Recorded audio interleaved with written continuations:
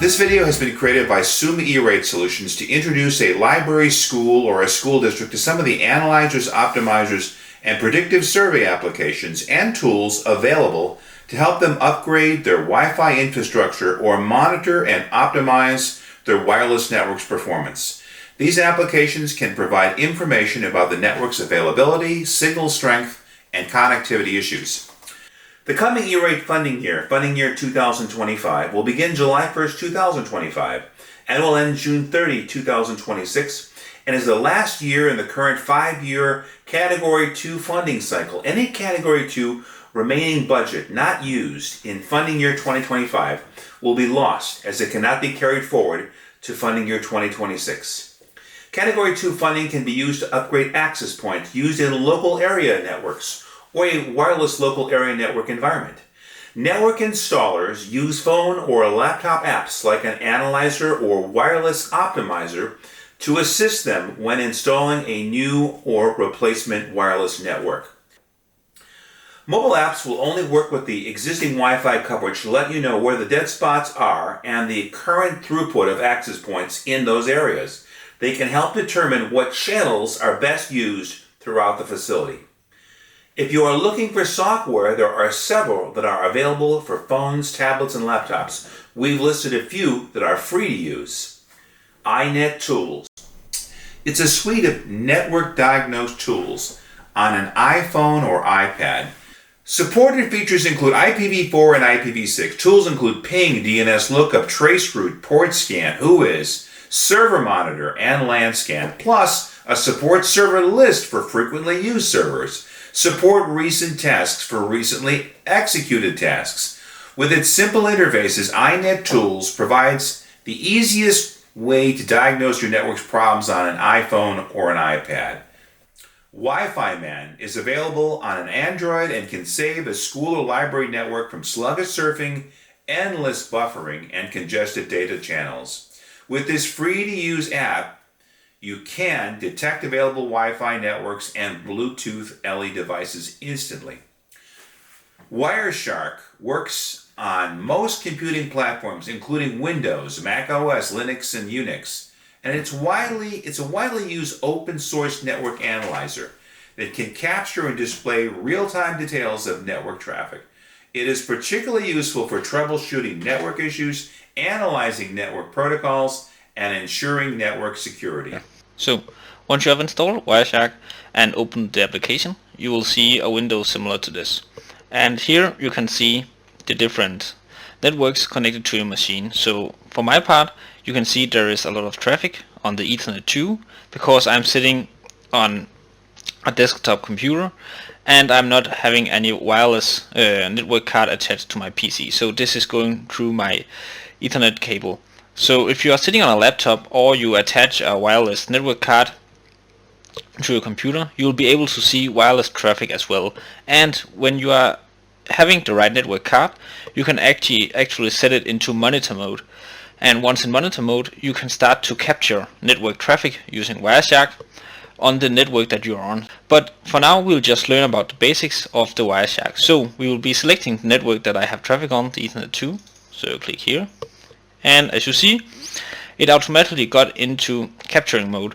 So now it's capturing all the network traffic that is going through and from my computer. And if I just click here, it will stop, and then this will be our amount of packages that we just captured. And if I want to capture more packages, I can just click here again and start a new capturing process. Here you can see the port that were used. Normally all web traffic is going on the port 443, and you can see some of the size of the packages, and also if you are interested in the timestamp, how long it took to make the communication. So as you have seen through these small examples, this is only the very basics of Wireshark. It is capable of a lot more. You are capable of making statistics and all kind of advanced packages and filtering.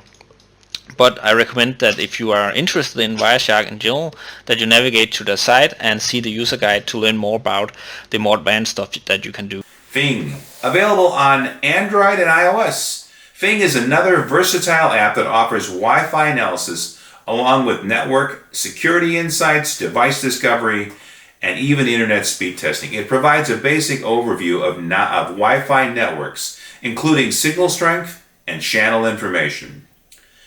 The following apps are paid Wi-Fi Analyzer apps. Wi-Fi Analyzer Pro, available on Android.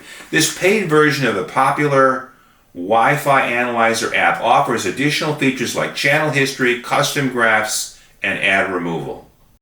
Wi-Fi Analyzer and Speed Test. This app combines Wi-Fi analysis with internet speed testing capabilities. Acrylic Wi-Fi is available on Windows only. Acrylic Wi-Fi offers advanced features for network professionals, including signal heat maps and channel analysis, packet capture, and wireless intrusion detection. There's a free version with limited features. If a school or library needs an on-site or predictive wireless survey, then they should consider these tools. This will give them what they are looking for, but it does come at a cost. We have listed a few suppliers that can offer an on-site survey or a predictive survey using existing floor plans. If you're looking for a more robust system, then you would want to look at something like Purple AI, available through Telesystem and working with Windows, Mac, Linux, Unix, Chrome OS, and on mobile phones and tablets with iOS, Androids, and Kindle. In terms of checking the signal strength of wireless access points and being a Wi-Fi analyzer, Purple can't help with that, unfortunately. Purple is not an application, it's an integration on existing Wi-Fi hardware. They can provide surveys through their enterprise licenses. As for expanding the access point coverage and or upgrading to Wi-Fi 6, Purple AI integrates as a configuration on Wi-Fi hardware already in place. The wireless bands are dependent on what the network hardware provides.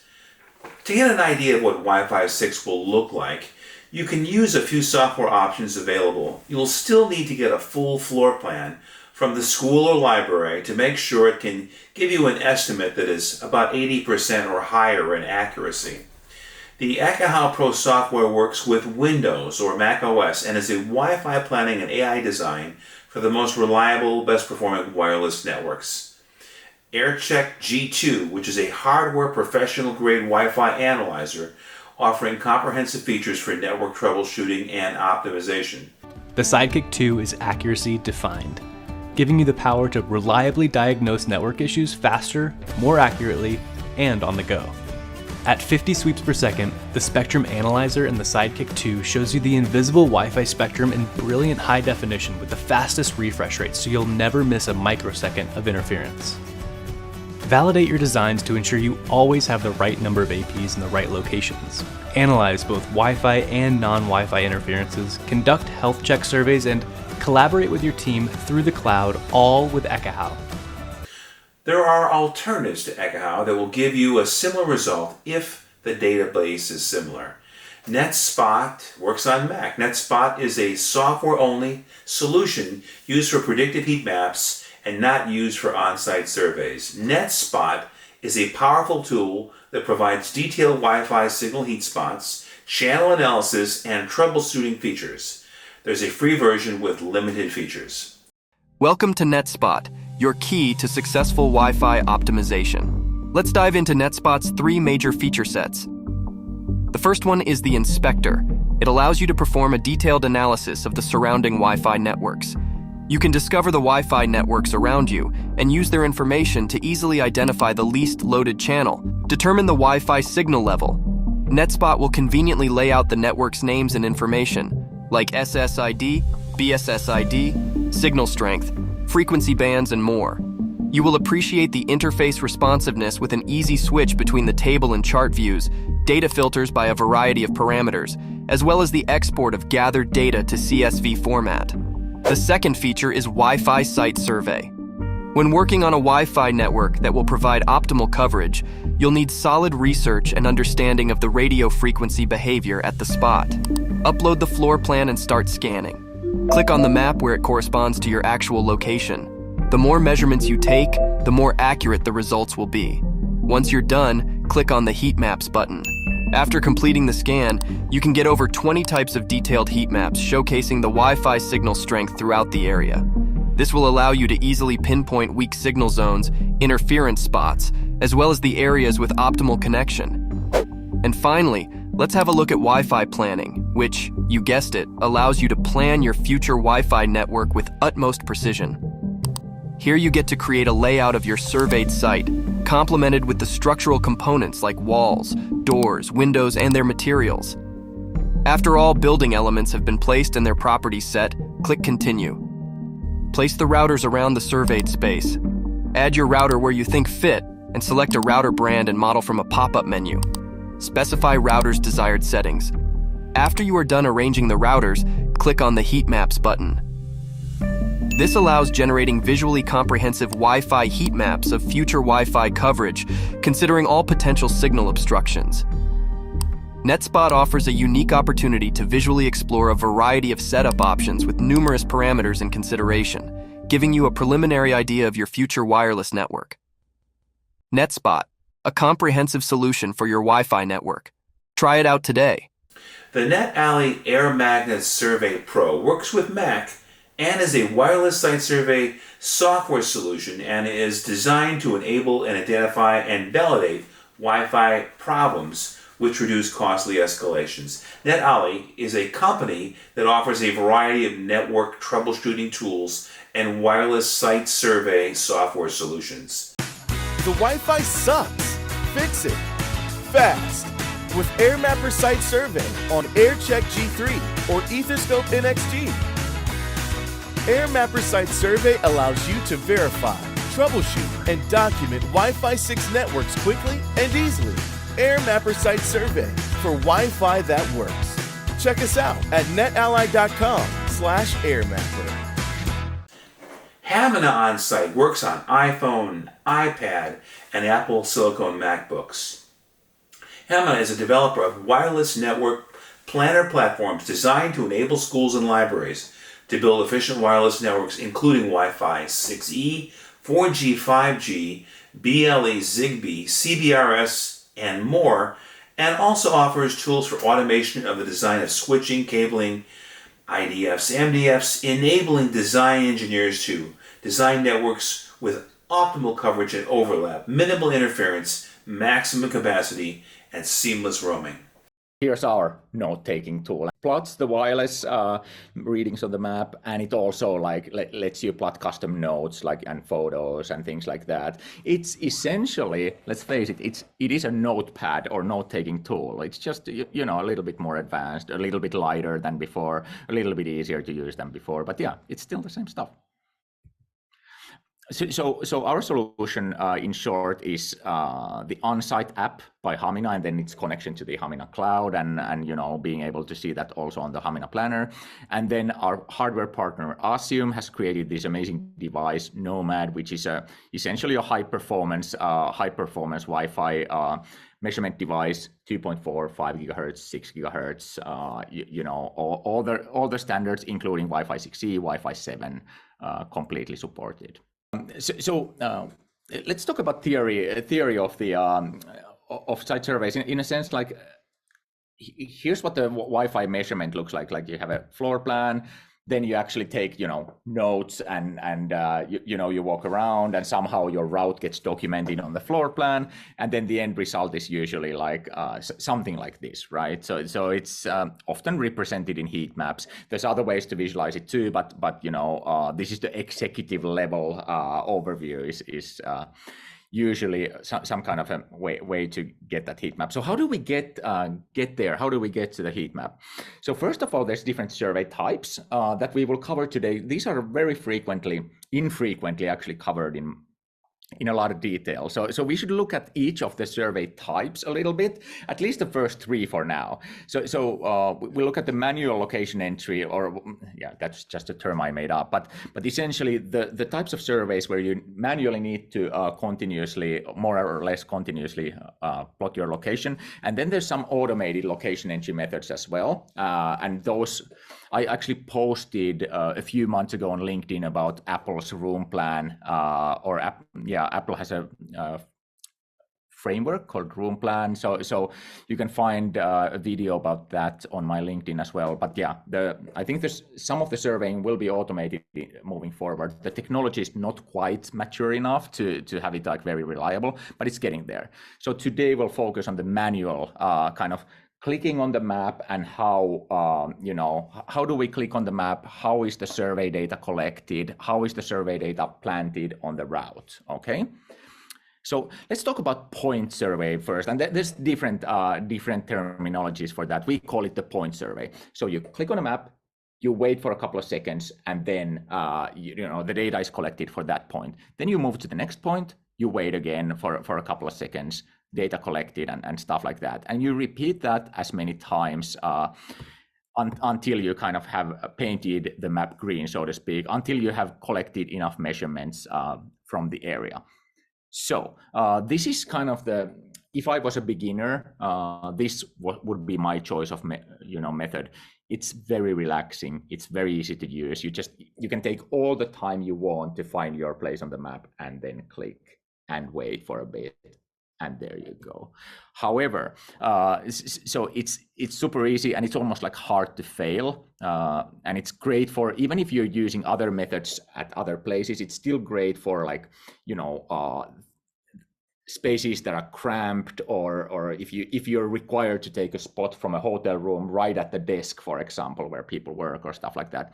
Stop and go, or point survey, I should say, is the perfect method for that.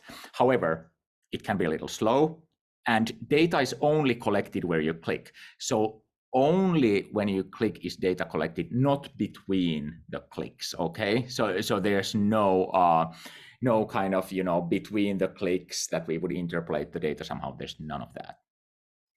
So continuous survey, and by the way, for you experts, this may sound simple, but we'll get to the beef after this slide. So continuous survey, what that means is the tool is continuously collecting data. So the wireless measurement device is continuously scanning all the channels in the Wi-Fi network continuously. And let's say your iPhone is continuously collecting all of that data. It doesn't stop. It keeps cycling through those channels, the measurement device, and the iPhone keeps storing that data. And it's your job to keep clicking on the map all the time. Every time you start walking, every time you stop walking, and every time you turn. Now, usually every time you turn is not the problem. And the first time you start it is not a problem. And when you end it is not the problem. But here's the challenge. So this is what a typical continuous survey looks like. And in our case, it actually looks like this, because we also update the heat map in real time, whether you're doing continuous or dot-based or whatever. We actually update the heat map with every click, the actual heat map. So with the continuous survey, though, the pros are it's as fast as you can walk. It's great for surveying in any location as long as you're experienced and you know what you're doing. And data is collected all the time, even between the clicks. So even here when we're not clicking, the tool is scanning all the time. The iPhone is storing that data based on those scans of the measurement device all the time. So it's not only storing the data at the clicks, it's also interpolating the data between the clicks based on the timestamp. So I know that like 5 seconds ago you clicked here, 1 second ago you clicked here, so 3 seconds ago you were here. So we know that data that we got 3 seconds ago goes here, and we plant that. Okay, it stores data all the time until you stop the survey. Okay, so it's great, it's fast, but here's the thing. What we started hearing more and more when we talked to surveyors before we or when we were developing the survey tool, it became evident that people are not either, for example, newbies. If you put a fairly fresh surveyor out there, they may be doing it wrong, or they may shy away from continuous survey. And the other thing is, even people who had been surveying for quite a while might have done this frequent mistake. So this could be actually a clickbait headline. Here's the, So you've surveyed for 5 years, you're still failing at continuous, and this is why. That would be my clickbait. So if you thought you knew continuous survey, so you tap as you change your direction all the time, as you walk around, you tap every time you turn your direction. In here, you have to wait for the door to open. You wait there for 20 seconds, then you continue and you tap.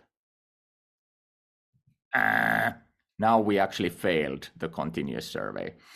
So what happened here is when we were waiting for the door to open, we were actually standing still for a good, let's say 10 or 20 seconds. And even during that time, the tool kind of assumed that you're somewhere between these 2 points, although you're not, because you were standing still and you didn't indicate to the tool that you were standing still.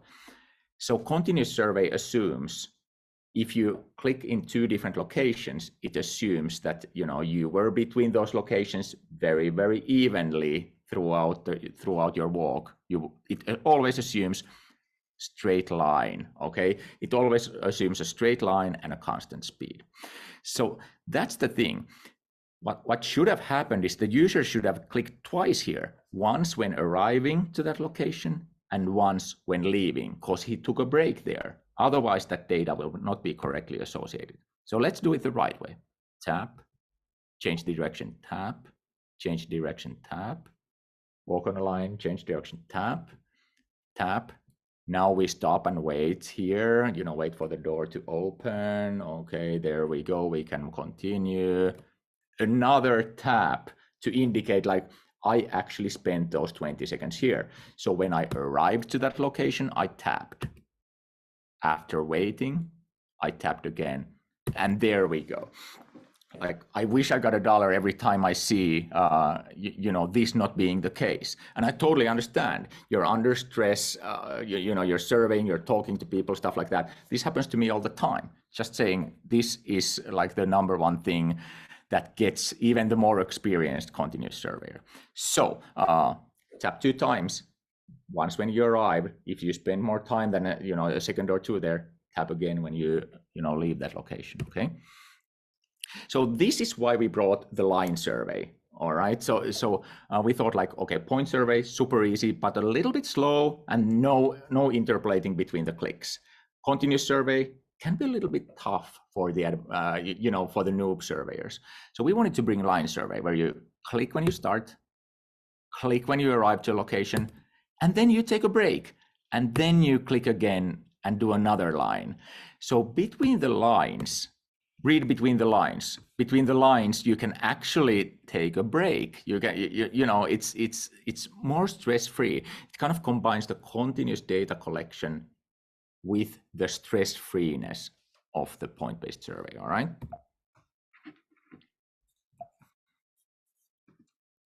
So, and I kind of took it for granted that it's clear how this data is collected. So if we look at the site survey device, how does it work? So a survey device has, like in our case, it has 4 6 GHz capable radios, and each one of those radios is tuned to a certain set of channels to scan. Okay, and then the number of channels has been evenly chosen so that each of the radios is scanning roughly an equal amount of channels. All right, and this is just a made up example. It may or may not work exactly like this, but so you take, first adapter might handle, all of 2, 4 and a little bit of 5. Second adapter might handle most of 5, and then third adapter might handle, rest of 5 and some of 6, and fourth adapter might handle rest of 6. This depends, of course, whether you're in let's say, Europe with 500 megahertz of 6 gigahertz space versus the US, where you have more than twice that, 1200 megahertz of 6 gigahertz space. So also the way we kind of allocate the channels between the different adapters depends on your region, and we work it out for you automatically. What's notable here is no data payload is captured. We do not capture user data, nothing like that. Only management frames, and it's in our case, it's a listen only device, so it doesn't transmit anything. I think that's the case for most of these kind of devices. And as that measurement happens live, we are pushing that data into your iPhone, iPad, MacBook, and then at the same time you're kind of plotting your route as you go. And then we are also pushing that to the cloud whenever the phone has a chance. But again, just like Joel said, the phone can completely work offline as well. And when it gets a cloud connection, it will sync it up there. And of course, as it syncs to the cloud, then it will be visible in our browser-based network planner app as well.